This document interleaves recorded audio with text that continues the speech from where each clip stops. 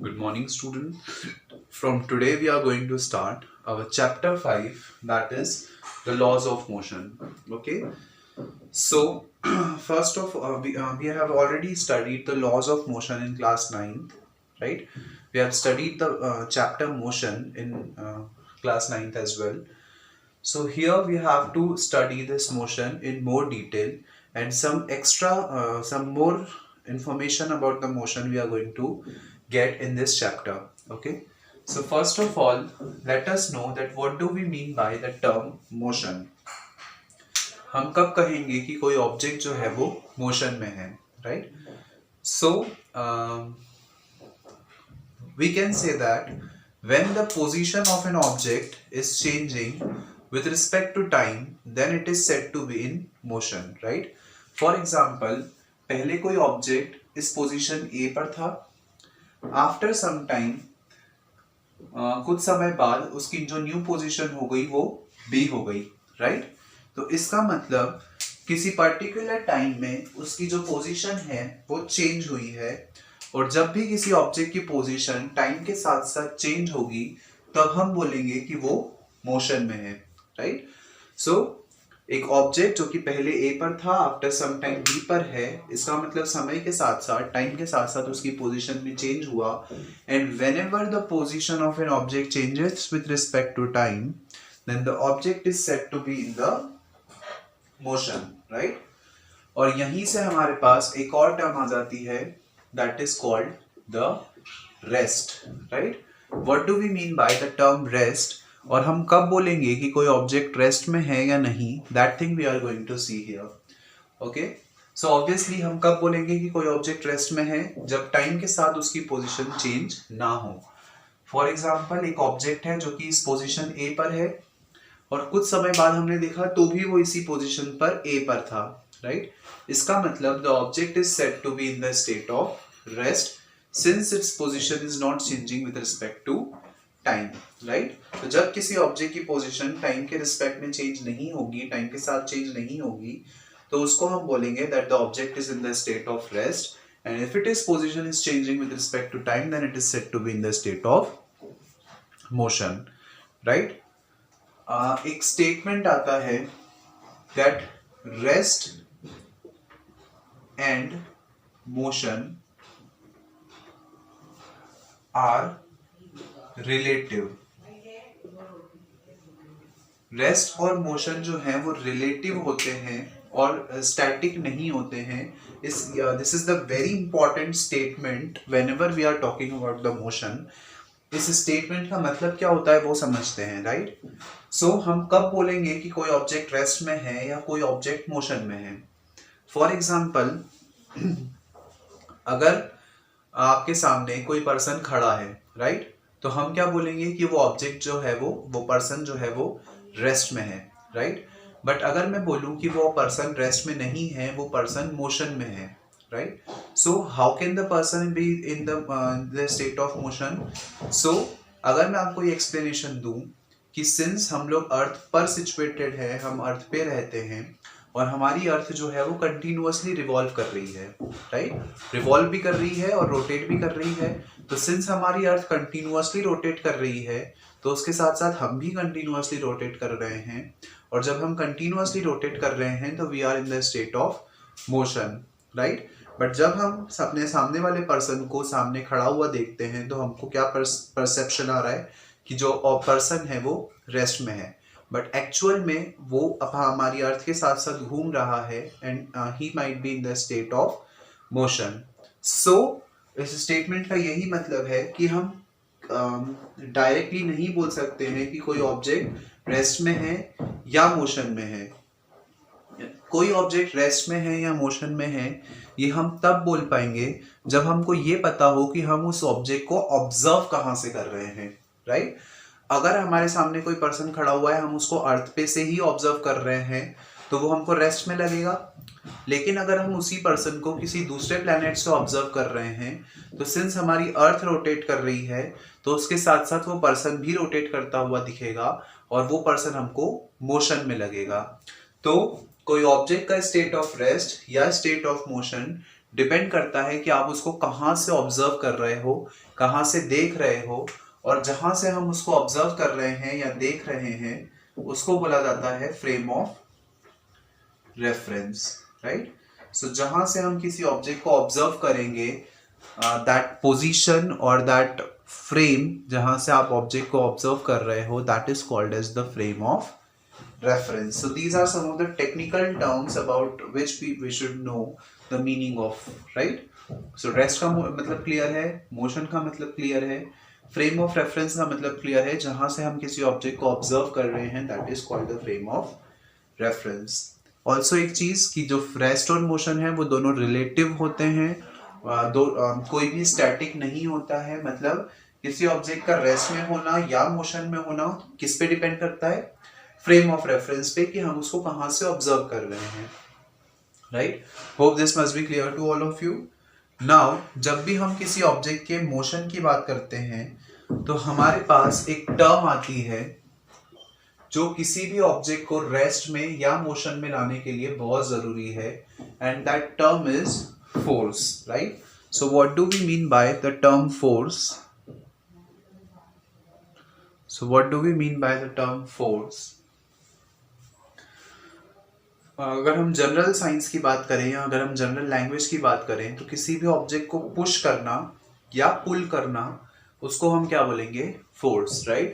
For example अगर हमारे सामने कोई ऑब्जेक्ट है, अगर आपने उसको पुश किया, इसका मतलब क्या? आपने उस पर फोर्स अप्लाई किया। सिमिलरली अगर आपने उसको पुल किया तो दैट ऑल्सो आपने उस पर फोर्स अप्लाई किया।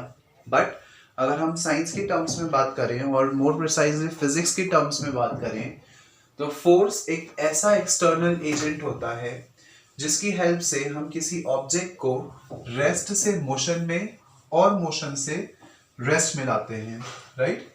सो how can we define force? We can define force as an external agent which is used to change the state of rest or motion of an object. Suppose कोई object rest में रखा हुआ है, right. यहाँ पे कोई object रखा हुआ है, जैसे ही मैं उस पर फोर्स अप्लाई करूंगा तो वो रेस्ट से मोशन में आ जाएगा, राइट। सपोज मैंने यहाँ से फोर्स अप्लाई किया तो ये जो पार्टिकल है ये मूव होकर यहाँ पे आ जाएगा, it's new position be A dash. तो इससे क्या किया मैंने? इस रेस्ट से मोशन में मैं किसी ऑब्जेक्ट को ले आया।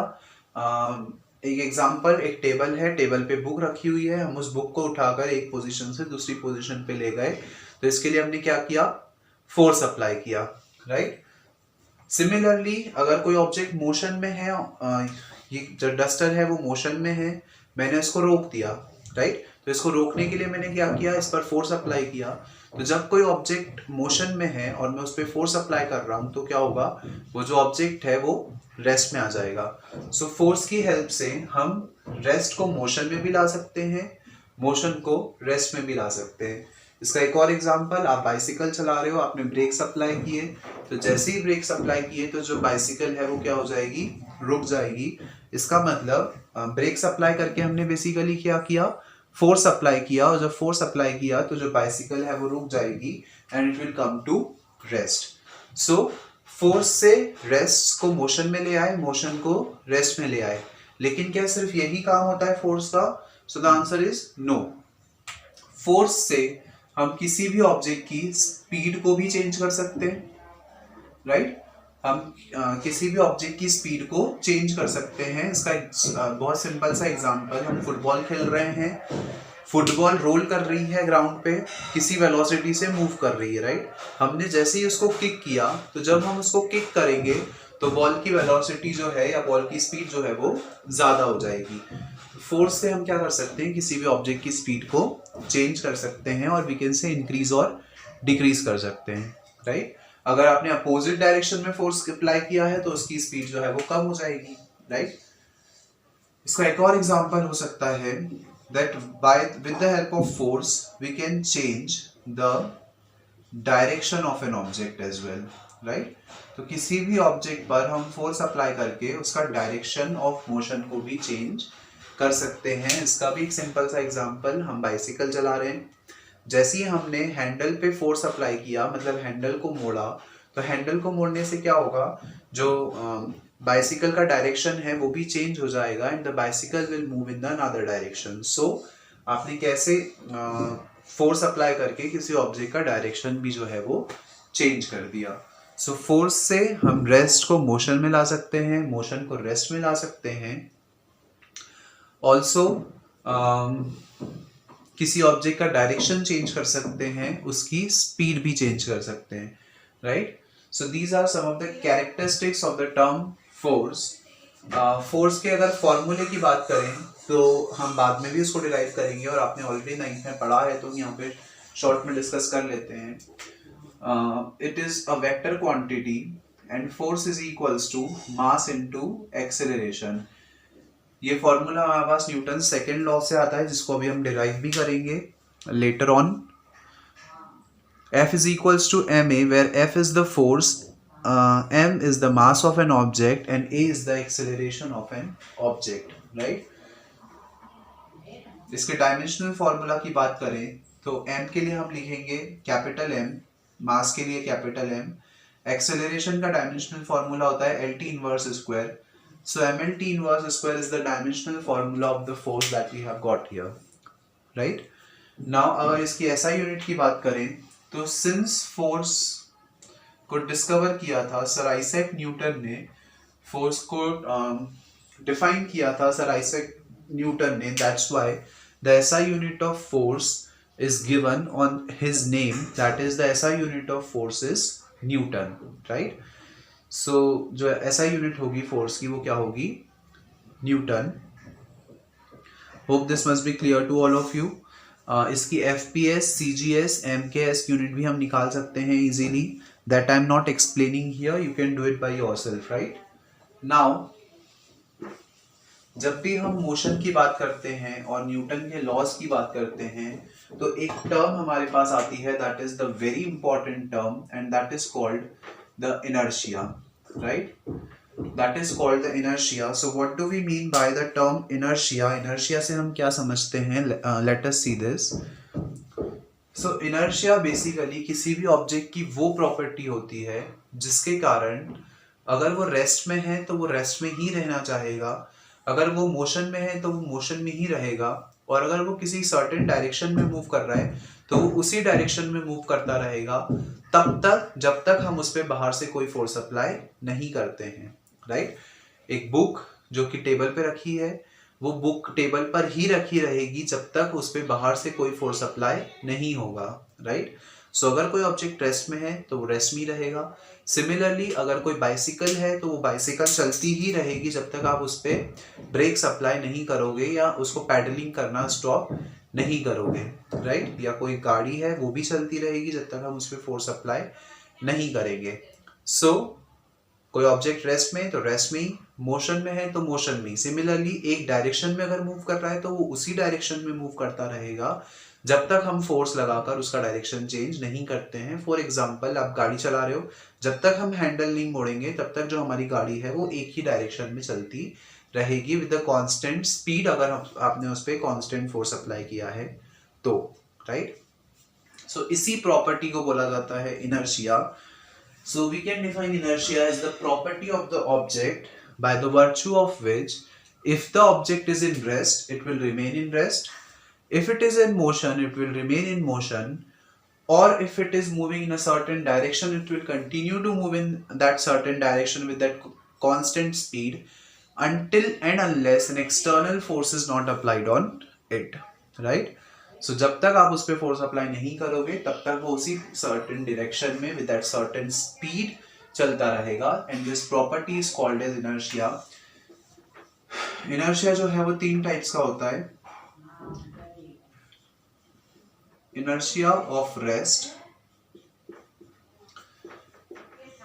inertia of motion,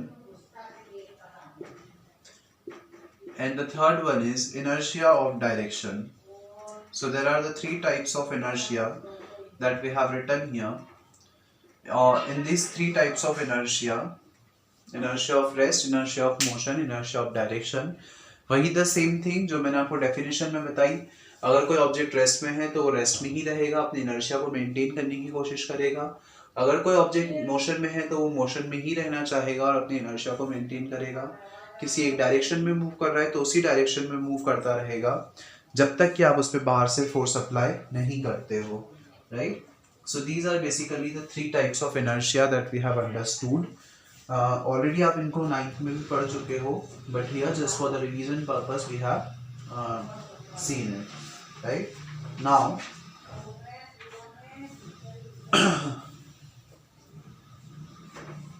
अब हमारे पास, आपने पढ़ा होगा ऑलरेडी न्यूटन के 3 लॉज। जब भी हम मोशन की बात करते हैं तो किसी भी ऑब्जेक्ट के मोशन को, इस पूरे अर्थ पे जितने भी ऑब्जेक्ट्स हैं उन सारे ऑब्जेक्ट्स के मोशन को एक्सप्लेन करने के लिए न्यूटन ने 3 लॉज दिए थे। And what were Newton's laws of motion, right. 3 laws दिए थे जिनको हमने बोला न्यूटन्स लॉज ऑफ मोशन। वो तीनों लॉज क्या थे, वन बाय वन डिस्कस करेंगे। First of all let us see Newton's first law of motion. Newton का पहला नियम क्या था वो समझते हैं। तो न्यूटन का पहला नियम जो था वो इनर्शिया पर ही बेस्ड था, okay. Newton's first law was based on inertia only. And what was Newton's first law? Newton's first law states that if the object is in rest, it will remain in rest. If it is in motion, it will remain in motion. Or if it is moving in a certain direction, it will continue to move in that certain direction until and unless an external force is not applied on it. So Newton का पहला नियम simply inertia पे based, अगर कोई object rest में है तो rest में ही रहेगा, मोशन में है तो मोशन में ही रहेगा, और किसी एक सर्टेन डायरेक्शन में मूव कर रहा है तो उसी डायरेक्शन में मूव करता रहेगा जब तक कि आप उस पर कोई फोर्स अप्लाई नहीं कर देते हो, right. So this was basically the Newton's first law of motion. Hope it must be clear to all of you. इसका मतलब कोई भी ऑब्जेक्ट जो है वो अपने इनर्शिया को मेंटेन करने की कोशिश करेगा हमेशा। जब तक किसी ऑब्जेक्ट पर एक्सटर्नल फोर्स अप्लाई नहीं किया जाता है तब तक कोई भी ऑब्जेक्ट अपने इनर्शिया को मेंटेन करने की कोशिश करेगा। अब यहाँ से हमारे पास एक छोटा सा कंफ्यूजन आया। व्हाट वाज दैट कंफ्यूजन, कि हमने क्या बोला कि अगर कोई ऑब्जेक्ट रेस्ट में है तो रेस्ट में ही रहना चाहिए, मोशन में है तो मोशन में ही रहना चाहिए। तो अगर मैं कोई बॉल है जो कि ग्राउंड पे रखी हुई है उस बॉल को किक करूं, राइट, तो जब मैंने उस बॉल को किक किया तो वो कुछ दूरी तक जाकर रुक जाती है। तो ऐसा क्यों? क्योंकि अभी हमने पढ़ा कि जब कोई ऑब्जेक्ट मोशन में है तो उसको थ्रू आउट हमेशा मोशन में ही रहना चाहिए, कभी भी रुकना नहीं चाहिए, राइट। तो फिर ऐसा क्या होता है जिसके कारण एक बॉल कुछ दूर चलने के बाद रुक जाती है? व्हाट इज दैट फैक्टर जिसके कारण वो बॉल कुछ दूर चलने के बाद रुक जाती है, right. So to explain this thing, the explanation was given for this thing as that कि ये कोई ग्राउंड है, राइट, जिस ग्राउंड पे हम बॉल को रोल करवा रहे हैं। जब आपने इस बॉल को यहाँ से किक किया तो ये बॉल आगे जाएगी, कुछ सर्टेन डिस्टेंस कवर करेगी और उसके बाद रुक जाएगी। क्यों रुकेगी? क्योंकि बॉल की ये जो सरफेस है और ग्राउंड की सरफेस है, राइट। एक बॉल की सरफेस, जब एक बॉल एक सरफेस के ऊपर रोल कर रही है तो बॉल की सरफेस और ग्राउंड की सरफेस के बीच में एक फोर्स लग रहा है जो कि हमको दिखाई नहीं दे रहा है, बट एक्चुअल में वो फोर्स एग्जिस्ट कर रहा है और उस फोर्स को हम बोलते हैं फ्रिक्शनल फोर्स, राइट। तो फ्रिक्शनल फोर्स एक ऐसा फोर्स होता है जो कि किसी भी ऑब्जेक्ट के मोशन को रोकता है या उसको अपोज करता है। सो एक ऐसा फोर्स जो कि इस ऑब्जेक्ट के मोशन को या इस बॉल के मोशन को ग्राउंड पर अपोज करेगा, that force is called as the frictional force. इस फोर्स के बारे में हम लोग नेक्स्ट चैप्टर में डिटेल में पढ़ेंगे। But so this was the reason given कि क्यों एक बॉल कुछ दूर रोल करने के बाद अपने आप रुक जाती है, डेस्पाइट हमको वहां पे कोई एक्सटर्नल फोर्स अप्लाई होता हुआ दिखाई नहीं दे रहा है, बट एक्चुअल में वहां पे एक फोर्स एग्जिस्ट कर रहा है, and that was the frictional force, right. So this was the explanation that was given. So I hope the Newton's first law is clear to all of you. That was based on the inertia. Now Newton's second law समझने से पहले हमको एक term समझनी पड़ेगी, that what do we mean by that term,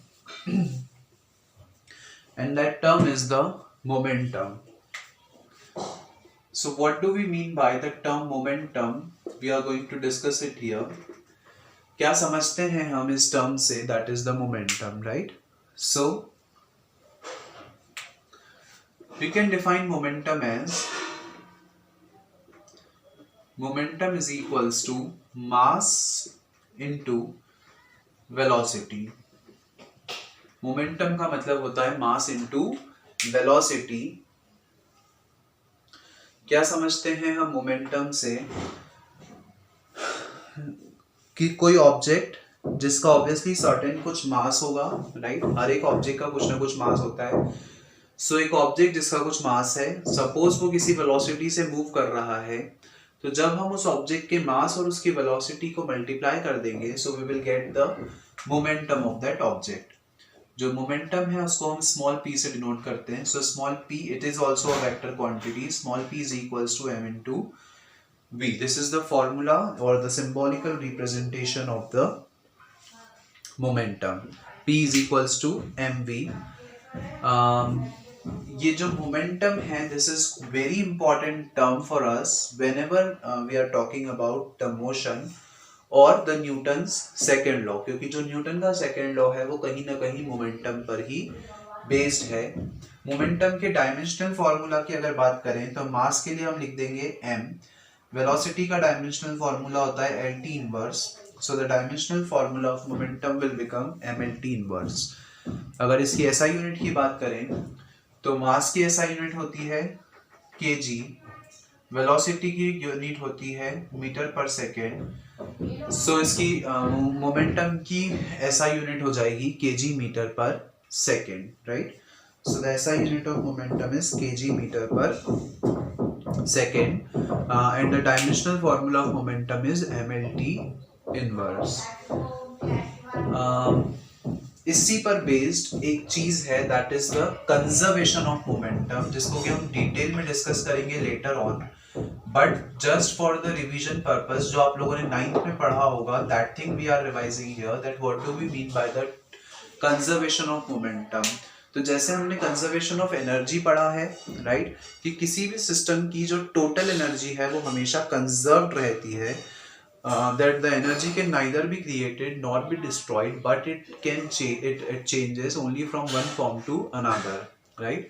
तो similarly conservation of momentum का भी एक लॉ होता है कि अगर कोई सिस्टम इक्विलिब्रियम में है तो उसका जो टोटल मोमेंटम होगा वो हमेशा कंजर्व्ड होगा. फॉर एग्जाम्पल, किसी ऑब्जेक्ट का मोमेंटम है mv, राइट? अगर उस ऑब्जेक्ट का मास कम हो रहा है तो उसकी वेलोसिटी जो है वो इंक्रीज होगी. ऑब्वियसली बात है कि जैसे जैसे कोई ऑब्जेक्ट हल्का होता जाएगा तो उसकी वेलोसिटी इंक्रीज होती जाएगी. और सिमिलरली अगर कोई ऑब्जेक्ट का मास इंक्रीज हो रहा है तो उसकी वेलोसिटी जो है वो डिक्रीज होती जाएगी. जैसे जैसे ऑब्जेक्ट भारी होगा उसकी वेलोसिटी कम होगी. तो इसका मतलब हम ये बोल सकते हैं कि उस ऑब्जेक्ट का जो टोटल मोमेंटम है वो हमेशा कैसा रहेगा, कंजर्व्ड. मतलब अगर एक चीज कम हो रही है तो दूसरी चीज बढ़ेगी, और दूसरी चीज कम हो रही है तो पहली चीज इंक्रीज होगी, राइट? जो हमारा रॉकेट है, राइट, जो जब रॉकेट्स की हेल्प से सैटेलाइट को लॉन्च किया जाता है इन द यूनिवर्स, तो वो इसी प्रिंसिपल पे वर्क करता है. What is that principle, that thing we are going to that thing we will also discuss here in detail in our next class. But अभी के लिए हम सिर्फ इतना ही समझेंगे कि कंजर्वेशन ऑफ मोमेंटम का मतलब होता है कि जो टोटल मोमेंटम है किसी सिस्टम का वो कंजर्व्ड रहेगा अगर सिस्टम इक्विलिब्रियम में है. तो ऑल्सो अगर मास इंक्रीज हो रहा है तो वेलोसिटी डिक्रीज, और मास डिक्रीज हो रहा है तो velocity increase, right? So today we have seen Newton's first law of motion and some of the technical terms that are going to be used in this chapter and further later on also. So that's all for today's class, students. In our next class we will study the Newton's second law और उसको mathematically derive भी करेंगे, which is an important part also. Okay, so that's all for today's class. Thank you.